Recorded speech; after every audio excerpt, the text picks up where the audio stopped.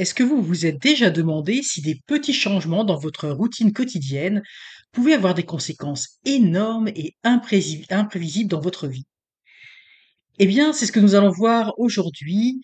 Nous allons voir trois petites histoires extraordinaires de personnes qui ont changé un tout petit quelque chose dans leur routine habituelle, mais c'était en une journée particulière du 11 septembre 2001 et cela leur a littéralement sauvé la vie. Alors commençons par Michael Lomonaco. Lui, il a été sauvé grâce à ses lunettes. Donc son histoire est assez incroyable. En fait, Michel Lomonaco était le chef d'un célèbre et spectaculaire restaurant qui s'appelle Windows, qui se trouvait au 106e et 107e étage de la tour nord du World Trade Center, avec une vue imprenable sur la ville de New York. Donc c'est un restaurant extrêmement réputé, très bien fréquenté. C'est un chef qui a une grande renommée et vraiment c'est un restaurant qui vaut le détour quand on veut surplomber la ville de New York tout en mangeant un très bon repas. Alors, ce matin du 11 septembre 2001, eh bien, Michael Lomonaco, il s'est passé quelque chose de, bah, je veux dire peut-être des fois un peu banal. Il a cassé sa paire de lunettes. Enfin, en tout cas, il l'a endommagé, il l'a abîmé. Alors, il se dit, bah, plutôt que de se rendre à son travail tout de suite, il ne veut pas attendre et il se dit, bah, je vais aller chez un opticien pour pouvoir réparer mes lunettes. Et donc il se rend en fait au World Trade Center parce que il y a au rez-de-chaussée de la tour dans laquelle il travaille, eh bien il y a précisément un opticien qui peut réparer ses lunettes.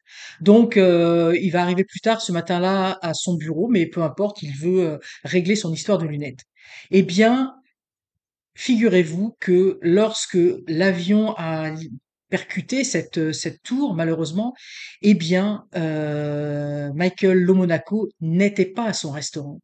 Il n'était pas ni au 106e ni au 107e étage de la tour.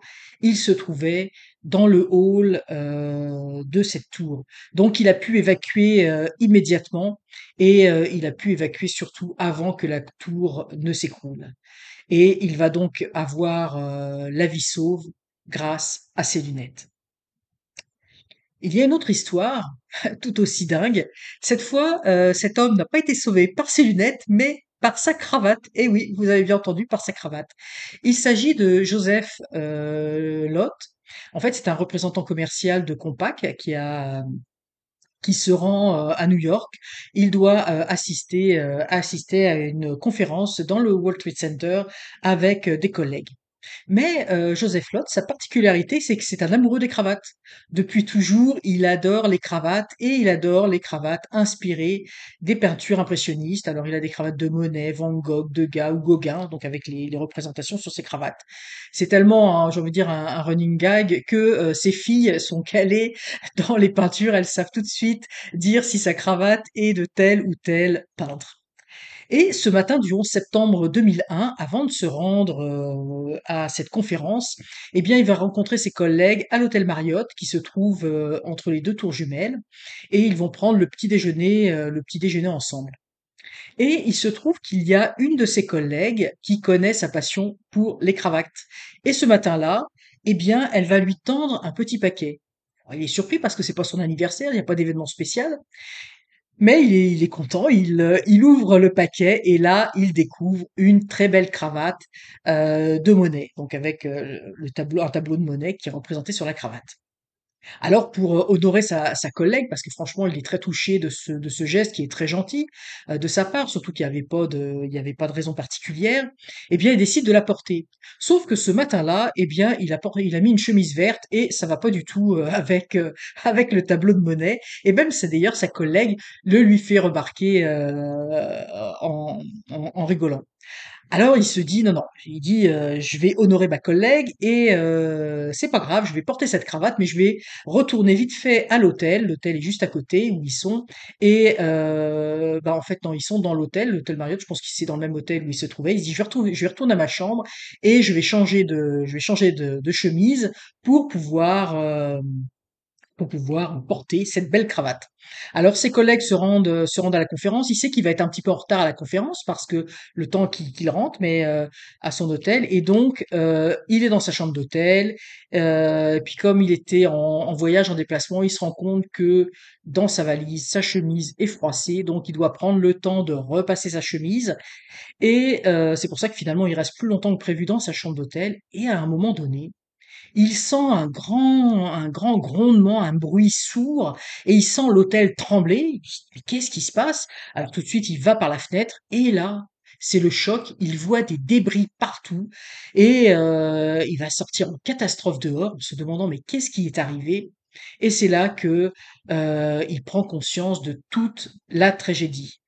Et il va avoir malheureusement, il va voir la tour s'effondrer devant lui, et il va évidemment courir pour sauver sa vie. Il va essayer de d'échapper aux débris, aux gravats, etc.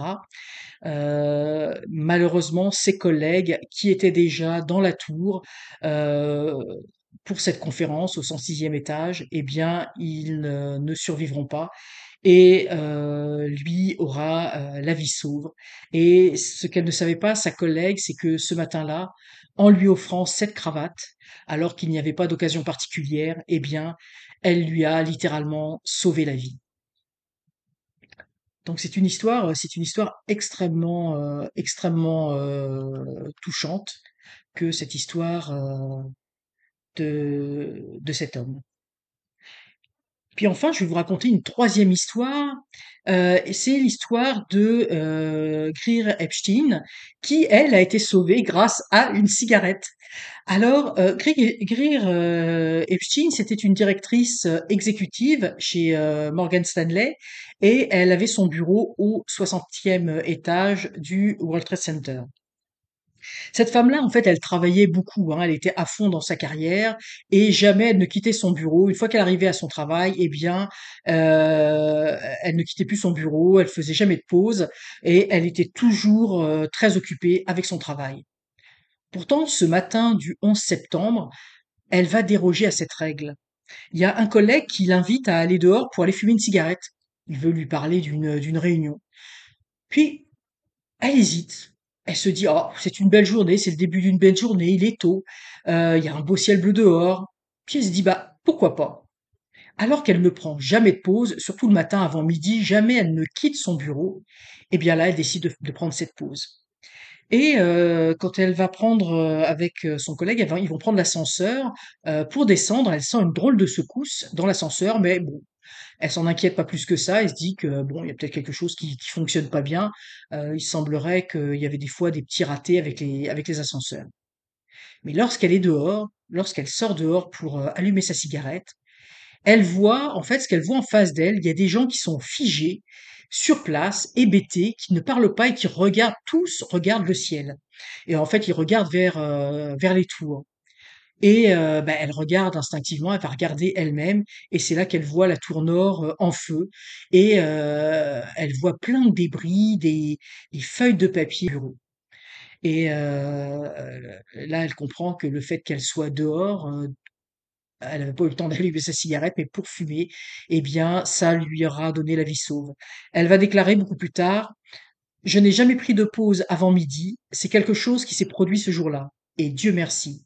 J'étais en sécurité hors du bâtiment lorsque l'avion s'est écrasé. Une boule de feu a traversé mon bureau. Si j'avais été assise là, qui sait ce qui se serait passé?» Eh bien, cette pause cigarette inhabituelle dans sa matinée de travail lui a littéralement sauvé la vie. Alors, en conclusion, on peut voir que ces histoires montrent à quel point de petits changements dans les routines quotidiennes peuvent avoir des conséquences énormes et imprévisibles. Ces histoires nous laissent à réfléchir, heu, nous laissent avoir des réflexions sur la profondeur de la vie, sur des choses dont on ne comprend pas, des coïncidences, des anomalies qui arrivent, mais qui n'arrivent pas pour rien. On sent qu'il y a quelque chose, d'étrange derrière, de calculé, de prémédité, de voulu par une grande puissance, par le grand tout, par Dieu, peu importe comment on appelle cela. Alors C'était ces 3 petites histoires extraordinaires justement d'anomalies, qui ont changé la vie, de personnes et qui ont littéralement sauvé la vie de personnes. Alors si cette histoire vous a intéressé, n'hésitez pas à la liker, n'hésitez pas à vous abonner en activant la petite cloche pour recevoir les notifications des prochaines petites histoires extraordinaires. Et si vous êtes un passionné du tarot, eh bien, il va y avoir une vidéo qui va suivre sur un tirage de tarot en lien avec ces histoires extraordinaires.